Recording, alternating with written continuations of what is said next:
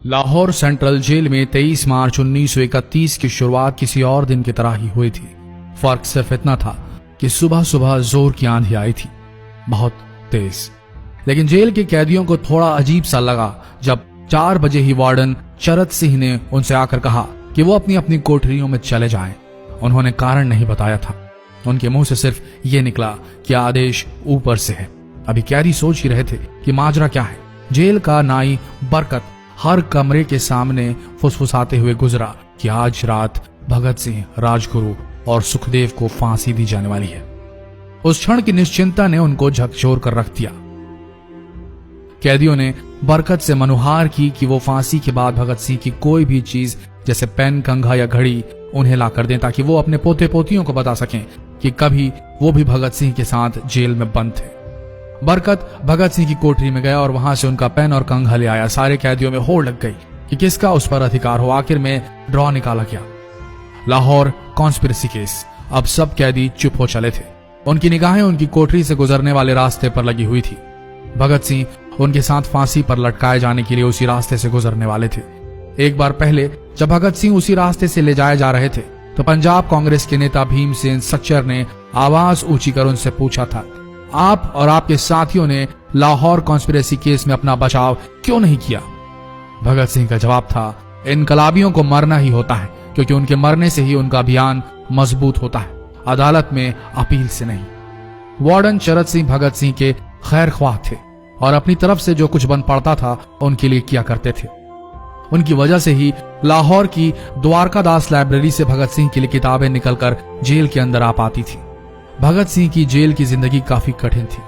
किताबें पढ़ने का शौक हो चला था उन्हें कि एक बार उन्होंने अपने स्कूल के साथी जयदेव कपूर को लिखा था कि वो उनके लिए कार्ल लिब्नेख्त की मिलिट्रिज्म, लेनिन की लेफ्ट विंग कम्युनिज्म और ऑप्टन सिंक्लेयर का उपन्यास द स्पाई कुलबीर के जरिए भिजवाएं। भगत सिंह जेल की कठिन जिंदगी के आदी हो चले थे। उनकी कोठरी नंबर 14 का फर्श पक्का नहीं था, उस पर घास उगी हुई थी।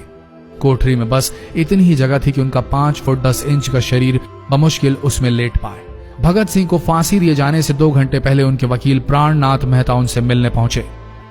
मेहता ने बाद में लिखा कि भगत सिंह अपनी छोटी सी कोठरी में पिंजड़े में बंद शेर की तरह चक्कर लगा रहे थे। इनकलाब जिंदाबाद। उन्होंने मुस्कुराकर मेहता को स्वागत किया और पूछा कि आप मेरी किताब रिवोल्यूशनरी लेनिन लाए या नहीं। जब मेहता ने उन्हें किताब दी तो वे उसे उसी समय पढ़ने लगे मानो उनके पास अब ज्यादा समय न बचा। मेहता ने उनसे पूछा कि क्या आप देश को कोई संदेश देना चाहेंगे? भगत सिंह ने किताब से अपना मुंह हटाए बगैर कहा, सिर्फ 2 संदेश, साम्राज्यवाद मुर्दाबाद और इनकलाब जिंदाबाद। इसके बाद भगत सिंह ने मेहता से कहा कि वो पंडित नेहरू और सुभाष चंद्र बोस को मेरा धन्यवाद पहुंचा दे जिन्होंने मेरे केस में गहरी रुचि ली थी। भगत सिंह से मिलने के बाद मेहता राजगुरु से मिलने उनकी कोठरी पहुंचे। राजगुरु के अंतिम शब्द थे, हम लोग जल्द मिलेंगे। सुखदेव ने मेहता को याद दिलाया कि वो उनकी मौत के बाद जेलर से वो कैरम बोर्ड ले लें जो उन्होंने उन्हें कुछ महीने पहले दिया था। मेहता के जाने के थोड़ी देर बाद जेल अधिकारियों ने तीनों क्रांतिकारियों को बता दिया कि उनको वक्त से 12 घंटे पहले ही फांसी दी जा रही है। अगले दिन सुबह 6 बजे की बजाय उन्हें उसी शाम 7 बजे फांसी पर चढ़ा दिया जाएगा। भगत सिंह मेहता द्वारा दी गई किताब के कुछ पन्ने ही पढ़ पाए थे। उनके मुंह से निकला, क्या आप मुझे इस किताब का एक अध्याय भी खत्म करने नहीं देंगे? भगत सिंह ने जेल के मुस्लिम सफाई कर्मचारी बेबे से अनुरोध किया कि वो उनके लिए उनको फांसी दिए जाने से 1 दिन पहले शाम को अपने घर से खाना जरूर लाएं। लेकिन बेबे भगत सिंह की इच्छा पूरी नहीं कर सके क्योंकि भगत सिंह को 12 घंटे पहले फांसी देने का फैसला ले लिया गया और बेबे जेल के गेट के अंदर ही नहीं घुस पाए। थोड़ी देर बाद तीनों क्रांतिकारियों को फांसी की तैयारी के लिए उनकी कोठरियों से बाहर निकाला गया। भगत सिंह, राजगुरु और सुखदेव ने अपने हाथ जोड़े और अपना प्रिय आजादी गीत गाने लगे। कभी वो दिन भी आएगा कि जब आजाद होंगे हम, या अपनी ही जमीन होगी या अपना आसमान होगा। फिर इन तीनों का एक एक करके वजन लिया गया। सबके वजन बढ़ गए थे। इन सब से कहा गया कि अपना आखिरी स्नान करें। फिर उनको काले कपड़े पहनाए गए लेकिन उनके चेहरे खुले रहने दिए गए। चरत सिंह ने भगत सिंह के कान में फुसफुसा कर कहा कि वाहे गुरु को याद करो। फांसी का तख्ता भगत सिंह लिए बोले, पूरी जिंदगी मैंने ईश्वर को याद नहीं किया। असल में मैंने कई बार गरीबों के कलेश के लिए ईश्वर को कोसा भी है। अगर मैं अब उनसे माफी मांग लूं तो वो कहेंगे कि इससे बड़ा डरपोक कोई नहीं। इसका अंत नजदीक आ रहा है, इसलिए ये माफी मांग रहा है। जैसे ही जेल की घड़ी ने 6 बजाया, कैदियों ने दूर से आती कुछ पद चांपें सुनी। उनके साथ भारी बूटों के जमीन पर पड़ने की आवाजें भी आ रही थी। साथ में एक गाने का भी दबा स्वर सुनाई दे रहा था। सरफरोशी की तमन्ना अब हमारे दिल में है। सभी को अचानक जोर जोर से इनकलाब जिंदाबाद और हिंदुस्तान आजाद हो किनारे सुनाई देने लगे। फांसी का तख्ता पुराना था, लेकिन फांसी देने वाला काफी तंदुरुस्त। फांसी देने के लिए मसीह जल्लाद को लाहौर के पास शाहदरा से बुलवाया गया था। भगत सिंह इन तीनों के बीच में खड़े थे। भगत सिंह अपनी मां को दिया गया वो वचन पूरा करना चाहते थे कि वो फांसी के तख्ते से इनकलाब जिंदाबाद का नारा लगाएंगे। लाहौर जिला कांग्रेस के सचिव पिंडी दास सोंधी का घर लाहौर सेंट्रल जेल से बिल्कुल लगा हुआ था। भगत सिंह ने इतनी जोर से इनकलाब जिंदाबाद का नारा लगाया कि उनकी आवाज सोंधी के घर तक सुनाई दी। उनकी आवाज सुनते ही जेल के दूसरे कैदी भी नारे लगाने लगे। तीनों युवा क्रांतिकारियों के गले में फांसी की रस्सी डाल दी गई, उनके हाथ और पैर बांध दिए गए। तभी जल्लाद ने पूछा, सबसे पहले कौन जाएगा? सुखदेव ने सबसे पहले फांसी पर लटकने की हामी भरी। जल्लाद ने एक एक कर रस्सियां खींची और उनके पैरों के नीचे लगे तख्तों को पैर मारकर हटा दिया। काफी देर तक उनके शव तख्तों से लटकते रहे।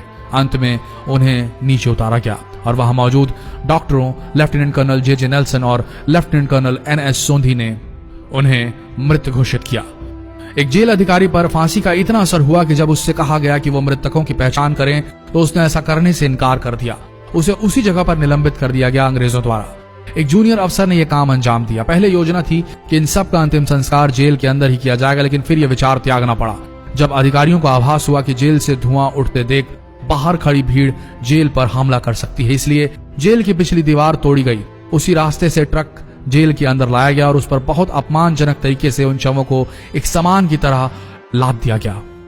पहले तय हुआ था कि उनका अंतिम संस्कार रावी के तट पर किया जाएगा, लेकिन रावी में पानी बहुत ही कम था, इसलिए सतलज के किनारे शवों को जलाने का फैसला लिया गया। उनके पार्थिव शरीर को फिरोजपुर के पास सतलज के किनारे लाया गया। तब तक रात के 10 बज चुके थे। इस बीच उप पुलिस अधीक्षक कसूर सुदर्शन सिंह कसूर गांव से एक पुजारी जगदीश अचरज को बुला लाए।